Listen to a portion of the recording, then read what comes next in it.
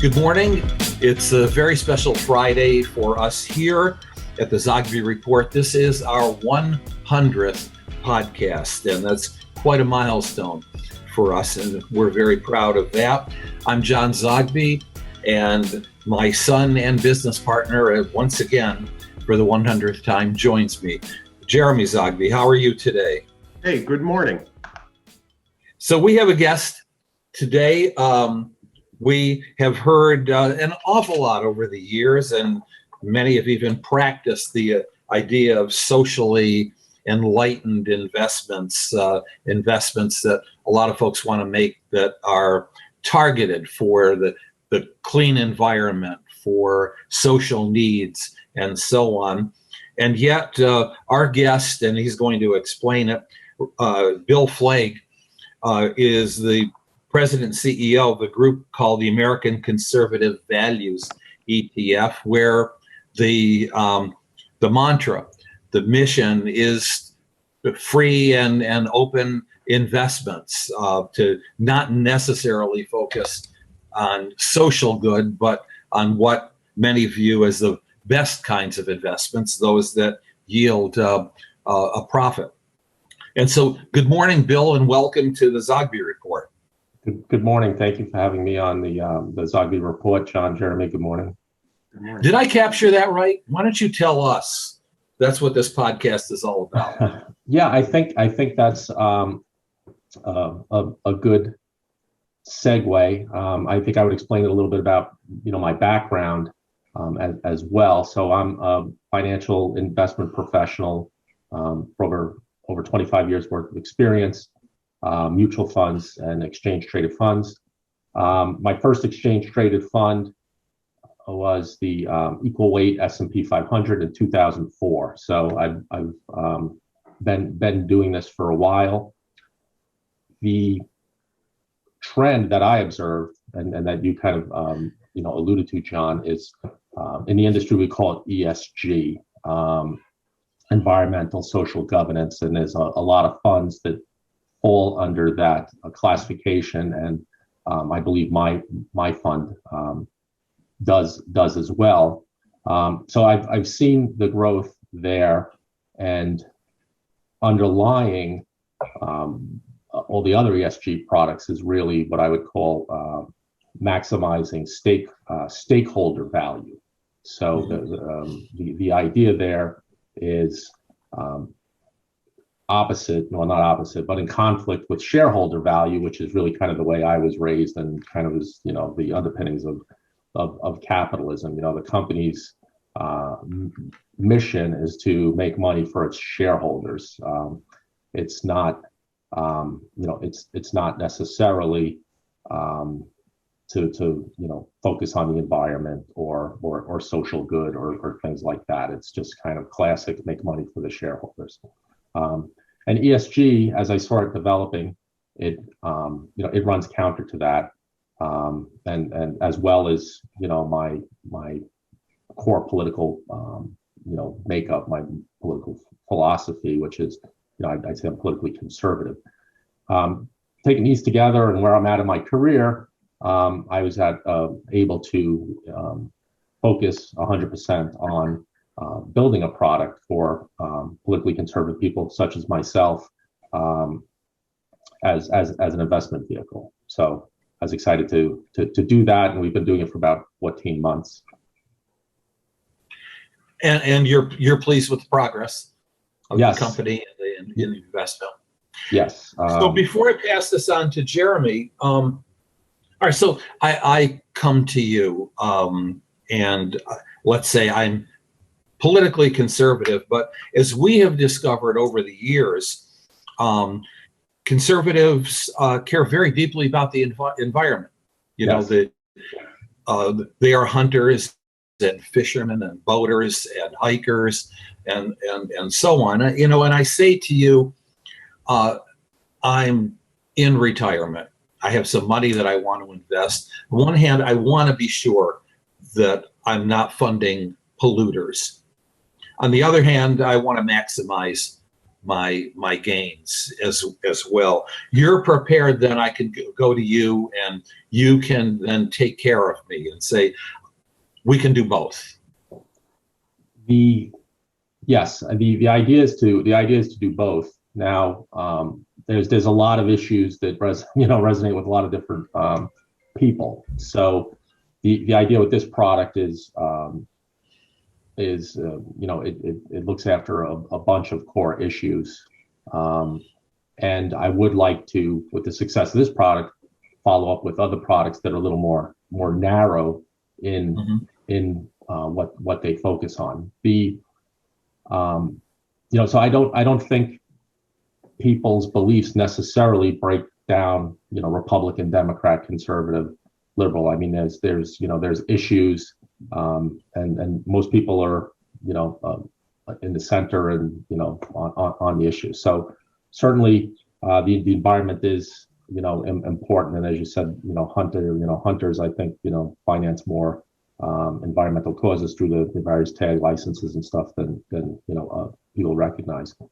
The issues that we are primarily concerned about in this fund, and they're ones that are resonating in the politically conservative community right now, and they will change over time. The issues that we've got advocacy towards right now are, I would say, suppression of conservative voices by big tech companies, a bias in mainstream media, and then downstream, not downstream, but other issues would be right to life, Second Amendment rights, campaign financing, and some causes that the companies are involved in. So ultimately, just going back to my original opening, we think companies, unless it's their business strategy, I mean, there are some companies that mine as well that cater to a particular audience. Unless it's part of the business strategy, political activity by companies is in itself a misuse of corporate assets, hurts shareholder value. So it still all kind of ties back to not maximizing shareholder value.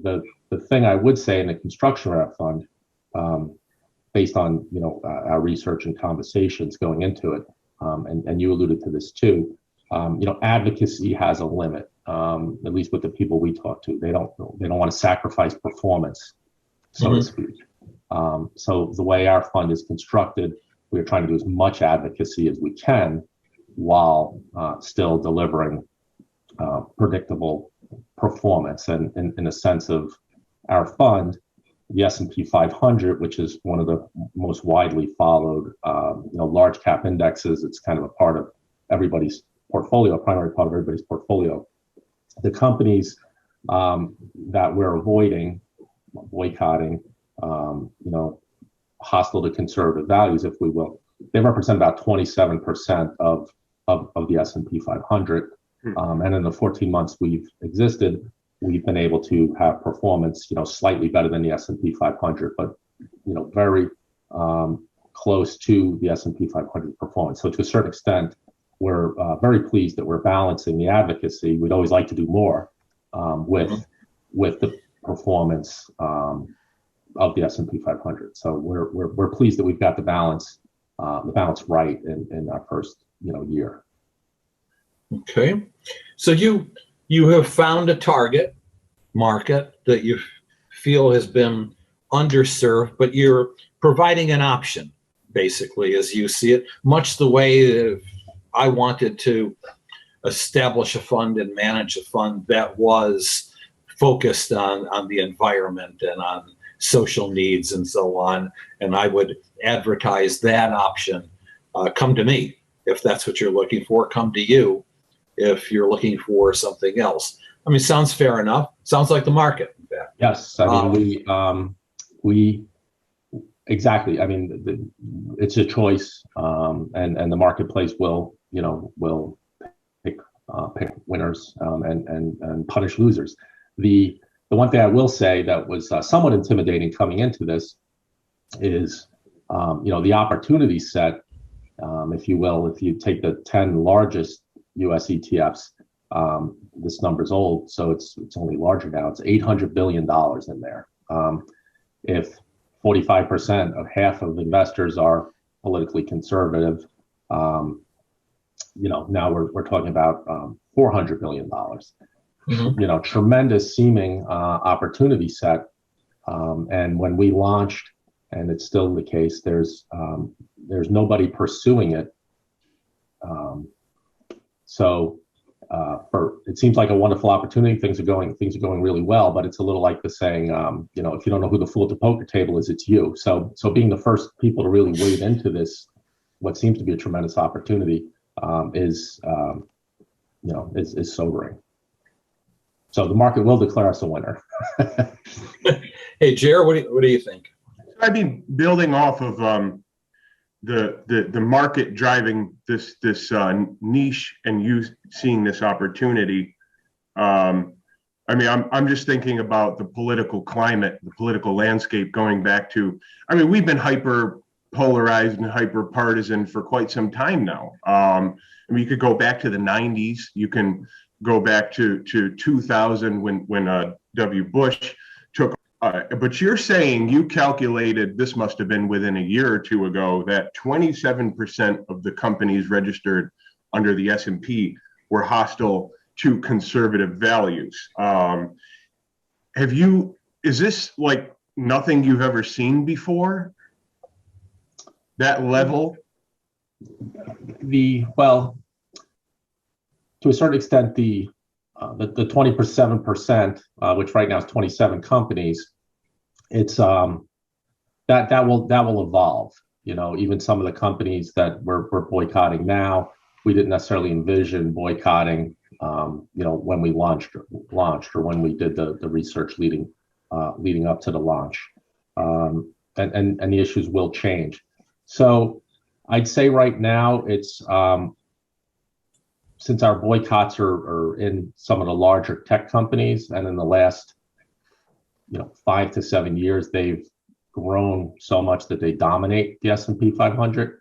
I'd say that makes that weight probably particularly high now. I would like to, for 27%, I would like to be boycotting 50 companies, not 27 companies, but the companies, there's a handful of huge companies that dominate the index like not seen in the past. Mm-hmm.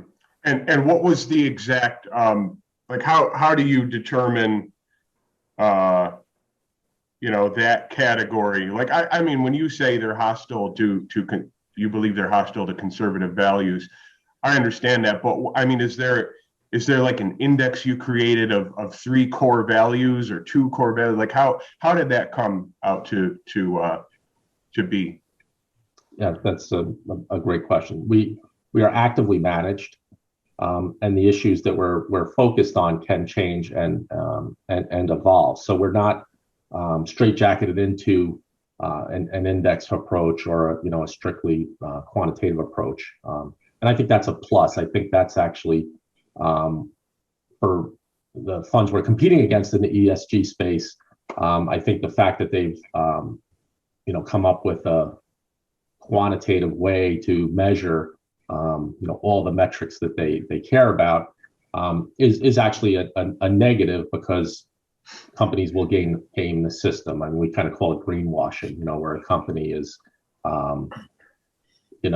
just really kind of pandering to improve their ESG score or whatever it is. They don't really, they don't really care, so to speak. They're just taking a path of least resistance. So an active approach prevents, building something that then gets gamed. So the issues will evolve. So it is ultimately somewhat subjective in the companies that we decide to boycott. Political campaign contributions is quantifiable. Political speech by CEOs is not. Yeah. But there's a serial pattern that you can detect across that 27%, I guess is what I'm getting at, where there are some core from your perspective, some core values that are being attacked. Yes, and yes.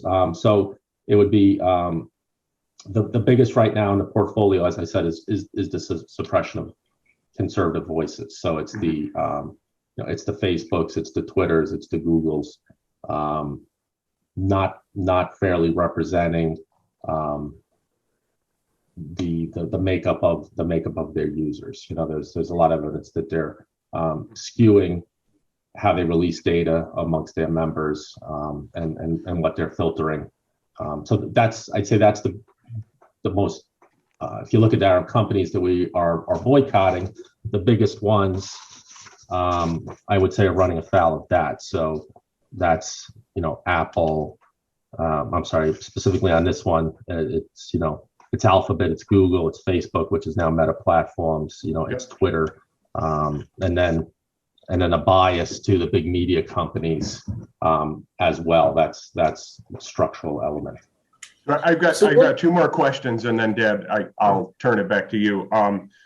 Thus far, so what are we talking about timeline-wise since you've launched? How long has this been exactly? October 2020, so 14 months, call it. Okay, pretty good timing. What's been the response so far? It's been good. I mean, we're very pleased with it. With the ETF, it's not easy to know exactly who owns your product. It's like shares in a IBM or so it's not totally apparent. We believe the large majority of our shareholders that have driven our growth this point to around 35 million, which it's a lot of money and it's a little money, in a fund management industry where there's billions of dollars, it's a little bit, but in the terms of a fund that's just starting, it's a significant achievement to reach that in a year. So we're pleased. Well, we're very pleased with the retail, financial professionals, financial intermediaries. They are generally a little harder to access because there's rules to being able to, for a Merrill Lynch person to buy an ETF, it has to get approved. It has to, meet certain criteria, and being old and bigger are some of those criteria. So, given that headwind, which is all young products have, we're probably skewed more retail than financial professional at this point, but we're very pleased, and most important, we're pleased with that we balanced the advocacy with the performance, because in 3-5 years, once the way the industry generally works is they like to look, investors like to look for a longer track record, and once you have success with a longer term track record, it's much easier to raise money. I digressed into kind of some industry inside baseball there, but we're pleased.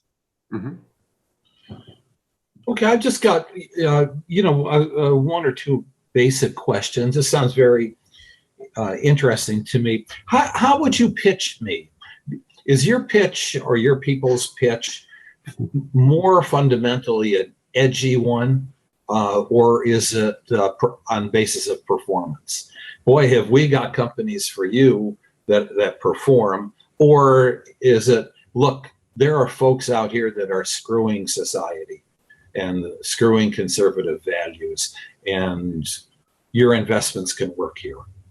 Yeah, I'd say it's not quite as edgy as your that's kind of a straw here, but it's certainly among politically conservative people, we raise awareness that their investments, their retirement money is either begrudgingly because they're worried about performance, or unknowingly supporting companies that don't necessarily align with conservative values or perhaps their values.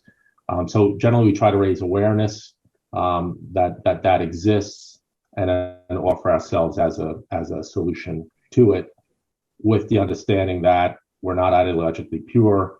We're very attentive to performance as well. Absolutely. Okay, this sounds very interesting to me, and I'm the resident liberal here, but I have to say, hey, why not? Right? It exists on the other side, and there's a market, and go after it. That's what that's what this economy and our society is built on. Anything that we haven't covered that you'd like to toss in? No, it was a wonderful opportunity to speak with you both, and I think you're, as you said, you don't necessarily politically, align with what we're doing, but I think you gave me a very fair opportunity to express what we're doing, and I think there's a need for it, and more investment choices is only good for all investors. So tell us, how does somebody reach you? Well, our website is ACVETFS.com, ACVETFS.com. Ultimately, we do plan on having a family of funds, and that's why the URL doesn't tie in directly to our ticker. And the way to buy the fund is any brokerage account. Just like a stock, if you type the ticker ACVF in, to Schwab, Fidelity, whatever your account is, the fund will pull up, and that's how you can buy or sell it right there in a brokerage account with the ticker ACVF. Well, nice meeting you, Bill, and good chatting with you. Yeah, thanks for coming on, Bill.